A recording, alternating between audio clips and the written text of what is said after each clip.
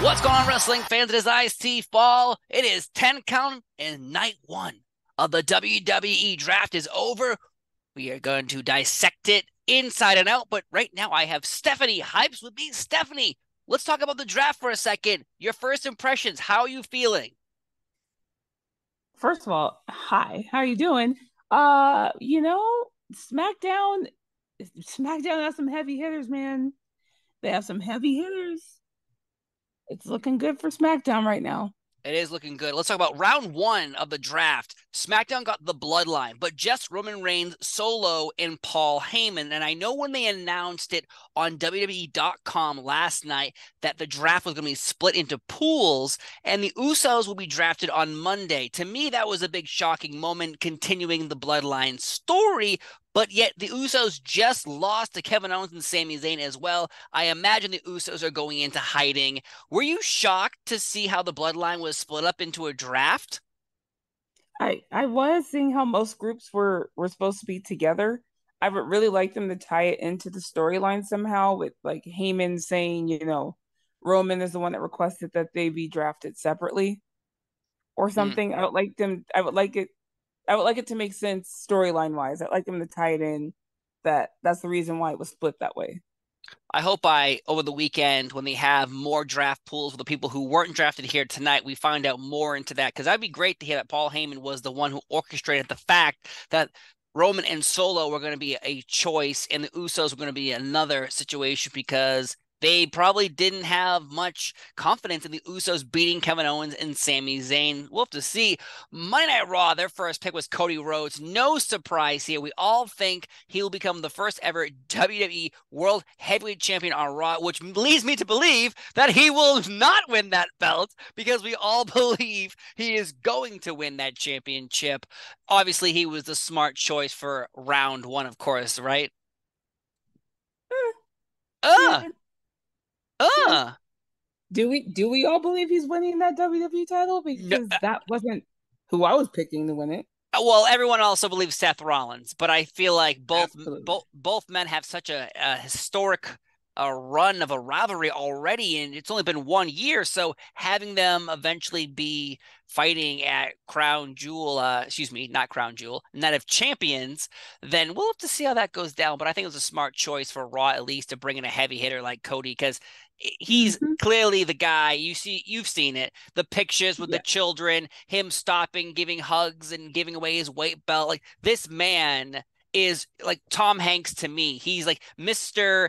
Dad. Oh, I love him so much. He can do no wrong. And Cody right now to me is that person. Yeah. SmackDown though, Bianca Belair, the current Raw Women's Champion. And I loved your Uh, tweet tonight. If no one knows, check out Stephanie on Twitter at Stephanie Hypes. Your tweet made perfect sense. Why the hell are they calling it the SmackDown Women's Championship or the Raw Women's Championship? Just name them something else. Heavyweight Champion, Universal Champion. So we don't have this mismatch because now it seems we're going to get the same crappy situation that we got a few years ago with the tag team titles where they just swap them. And suddenly that title run does not continue. Bianca's been on a run, and that will not continue in the history books. correct. It's very I get very frustrated because it's very weird. And I'm like, unless there's a plan at this point to change the names of those titles, just take Raw and SmackDown out of it so you don't have these situations. I understand that brands sometimes you want to switch them, sometimes you want to have one star on one show and then switch them mid-season, if you will. That's perfectly fine. It makes it incredibly difficult for the women, the top two world titles, to do this. They did it to Becky and Charlotte 2 years ago, and we all saw what crappy of a mess that whole thing ended up being. And to me, it's just poor planning. If you knew you wanted Rhea on one and you wanted Bianca on the other, you should have had them drop the titles or do something different at Mania. It just Yes. doesn't make any sense. And so I'm kind of hoping we have an okey doke here. Either they're changing the name of the titles or Rhea doesn't get drafted until Monday. So I'm actually kind of hoping that we get some kind of shocker and Rhea's also drafted to SmackDown, and then someone else will end up becoming the Raw Women's Champion in a different way. So I'm kind of hoping to see some things happen here, but I'm not giving my hopes up too high. It'll most likely probably be a title swap. again, and it is what it is, I guess. Yeah, at first, though, I was like, okay, Bianca is on SmackDown. This leads me to believe that Rhea will be moved to Raw. That's obvious to me. But then I'm thinking, oh, Bianca could lose to Io Sky at Backlash. Then later on, we'll talk about it, but Damage Control got drafted to SmackDown, and that threw so many wrenches out the window. The suspense of Bianca versus Io was, oh, if Io's probably going to win because she'll be on Raw. Now that is gone and Now out the you have the window. other one. You do have the other one. We don't Zelina know Vega yet. and Rhea Ripley. Yeah, Zelina Vega, we yeah. don't know where that was going to land, but just I think Bianca has the title for so long versus Rhea, who just won it at WrestleMania. It would be very awkward to me to see Zelina Vega, who on SmackDown barely escaped the Riptide and then ran away, didn't look dominant, ran away. So that really leads me to believe that, I'm sorry, Zelina, it's a great idea of you in Puerto Rico versus Rhea Ripley. It's going to be a great atmosphere. I will be there live. But at the same time, I can't imagine Zelina Vega beating Rhea Ripley right away. And Raw in the first round also got Becky Lynch, which is very interesting to me. She's been missing from TV ever since that Trish Stratus heel turn, losing the Women's Tag Team Championships. And then she blacked out her Twitter. Everyone and their mother had a theory of where Becky Lynch was. Well, apparently, she was just waiting to be drafted in the first round. And good for her. And it really shows you because years ago, if you look at the draft, she was #1 draft pick a few years ago. #1. Not in the first round. She was #1 in the Number draft one. pick. So Mm-hmm. it's good to She's see her. It's good to see her she stay was on Raw. not she was number one. I was hoping she'd go to SmackDown just because that's her home. But Raw, her and Seth are the anchors for Raw to me. And so I understand why they need to stay there. Um, it's just for a lot of Becky fans, I think it just reassures them where they see her or how they see her as a star. Mm. She is still a top star. She is not even a champion, and she was still drafted in the first round, as she should. Yeah, good pick for Raw, and obviously, I'm a little worried. Raw only has 2 women right now, so I guess we'll see what happens on Monday. But There's plenty more to happen because again, that draft pool is happening over the weekend. As we record, it's right after SmackDown, but there's a draft pool which involves a lot of other women. Maxine, we have Valkyrie. So there's a few people who can be moved around here and there to join Becky Lynch on Raw for fresh matches. Round 2, though, draft, SmackDown got the Street Profits, and I know a lot of people for some strange reason, for like a year and a half now, I've been begging for the Street Profits to break up. They are not breaking up, at least for now. Round 2, that is pretty damn impressive when you look at what happened later on, because later on in round 3, you have Bobby Lashley, Drew McIntyre, Miz, but yet round 2, the Street Profits, and they have not won a tag team championships in a very long time. Raw, though, got the Intercontinental Champion Gunther in the Imperium. Smart pick there. Very smart pick because, come on, three great pick. people. Three Great people. pick. I just want my only requirement is that Samantha Irvin go with Gunther wherever he goes because there's nobody who can announce his name with the oomph that she gives it. True. And either I need her to teach Mike Rome or just go with them. So we'll see how that goes. But that's a great pick for Raw. The Street Profits, I'm very happy for them. I don't know if I necessarily want them to break up, but I would like them to have their single runs, if that makes sense. Yeah, I think so. So I am very curious to see kind of what they do with them. The fact that they did go second round, they must see them highly. I mean, they went before Drew McIntyre and some of the other bigger names. Yeah. So I'm excited to see what they do with them. That was interesting. A waste of a pick, in my personal opinion. SmackDown pick Edge. And again, how often does waste of a pick? I love Edge. Now, let me tell you something. He's a top 5 favorite for me of all time. All time, I'm talking about. Top 5. But he only wrestles maybe, 3 times a year lately? So you wasted a draft pick in round 2 on Edge. Yeah. Now, again, I said I love Edge. He is one of my top 5 favorites of all time. Who would you have put before him? Austin Theory. Round two. Real? Ooh. And really anybody, honestly. I love Edge, but he's a draft pick that doesn't need. Now I don't even have the pool in front of me, so I don't know if even the Austin Theory. I doubt Austin Theory is part of the round because he'd be on Raw because that'd be what. No, I think Theory is Monday's Right. pool. Yeah. Yeah. So it'd just be for me, it's a waste. For me, it's a waste. Raw got Matt Riddle as well, another person who I feel like they're trying to make us love, and No, no. I think if a lot of people are on the same exact boat, this boat's gonna sink because there's so many of us on it. We are not on the Matt Riddle boat. We do not I'm want to be not. there. I'm not picking up what they're selling. I Nah, don't. but I get it. I I get it. But Yeah. sell some scooters if you're gonna keep them going on WWEshop.com. Do that. They never do the scooters. They never did the tanks. Like for Nope. Shotzi, like nothing. I'm like, come on, guys. Nope, no, they didn't. Round three, though, this I think was some big heavy hitter picks. SmackDown got Bobby friggin' Lashley, and he's about to fight for the U.S. Championship against Bronson Reed in theory at Backlash. So in reality, a lot of things could happen because they said the draft doesn't even kick in until the night after Backlash. So we're going to see a lot of shakeups. We're going to see a lot of movement. So we'll have to wait and see how that goes down. But Raw, just like how Becky Lynch has been missing from television, Drew McIntyre, round three pick. I love it so much because for me, I said it on Twitter and people were angry because they said, well, no, Sasha Banks and Bayley did it. Drew McIntyre carried the WWE, especially Raw, during the pandemic when we had no audience. Then we had the Thunderdome. He was the man. Once Roman showed up, Drew got pushed in the back, and all these rumors of Drew McIntyre being upset of his position and where he is on the card, in money, in contracts. I would, if that's true, I would also feel that way if I was carrying the company on my back and then suddenly this guy shows up and he takes all of the momentum you helped carry along the way. I'm very upset. I love Drew McIntyre. Yeah.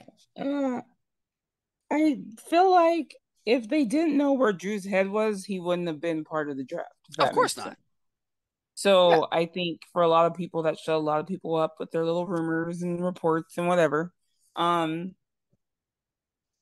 I don't know. Like there's a lot of people that I feel have been slighted because Cody came in. But Mm.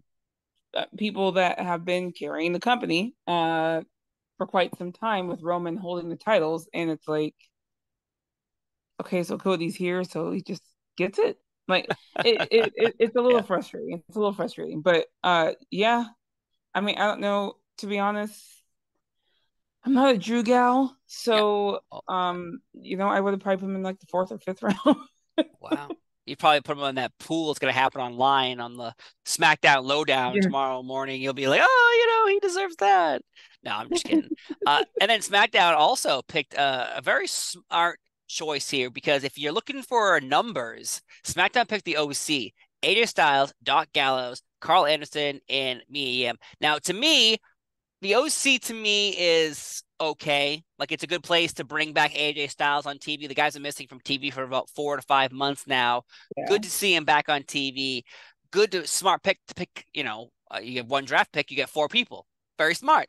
But just like how I feel about Street Profits, excuse me, but Edge is, I'm like, okay, well, I like you, but I don't see how you're that important to me in round three. But in reality, smart pick for the numbers. And Raw pick The Miz, another man who has name credibility. So no matter what you do with him, that is going to be good. Now, the last final round of the draft pick on night one on SmackDown, Shawn Michaels probably is backstage right now attacking Triple H and WWE Creative because let's talk about it. SmackDown got Damage Control. So that is good for SmackDown. I hope Damage Control either breaks up or does something because they were on I a was kind of losing hoping streak. they'd A break them up. losing streak. I was kind of hoping they were going to break them up in the draft, to be honest with you. I was kind of hoping Bayley was going to SmackDown and Io and Dakota would have stayed on Raw. So I was actually kind of surprised they kept them together, but I'm like, I guess there's more story there. I don't know. I'll take the I don't know if they're story. trying to. I don't know. I'll take that. I'll take that. I like the idea. If the bloodline is going to be the way we look at all storylines, like how Rey Mysterio and Dom played out for months and months and months and months, Yeah, I'm all for Damage Control having a storyline that lasts for months and months and months and months and months versus, oh, we broke up because the draft forced us to break up. And that's not yeah, really a breakup. That's you being forced because true. your boss says you're going to work on Fridays and you're going to work on Mondays. Like that's not really breaking up, is it? You're being forced to break up. So we'll see how that goes down. Raw got Nakamura, another great pick who came back recently. So they're obviously interested in pursuing him and making him a star.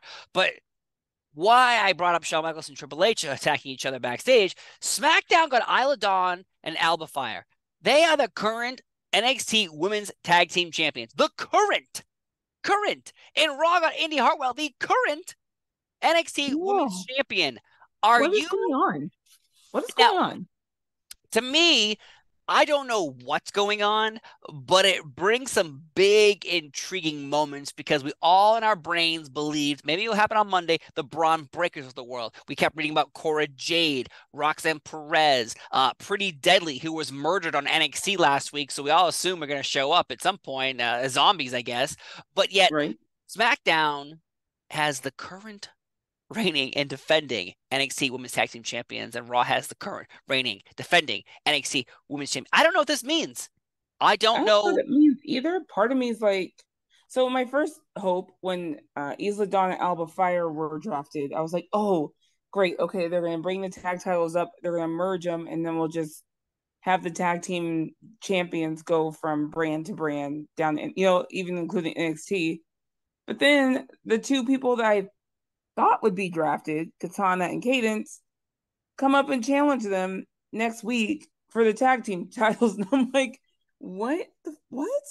Yeah, yeah. What? I don't understand.